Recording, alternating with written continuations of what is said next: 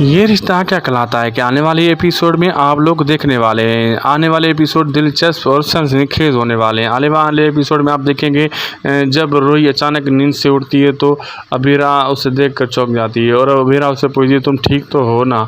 अबीरा रूही का बुखार चेक करती है और उसे दिलासा देने की कोशिश करती है और अबीरा उसे समझाती है और रूही अपने बेड की तरफ देखती है तो अब अबीरा कहती है, तुम्हारी तबीयत तो ठीक है ना। और अबीरा उसे कहती है, तुम ऐसा करो, जो कुछ भी तुम्हारा काम हो तुम हमें बताओ, हम जो कुछ भी तुम्हें चाहिए। आज रात मैं और अरमान दक्ष को अपने साथ सुलाएंगे, तुम आज रात कुछ आराम कर लो। जब वो दोनों वहाँ से चले जाते हैं अरमान और अबीरा, बाद में रूही बहुत ज़्यादा अकेले में रोती है।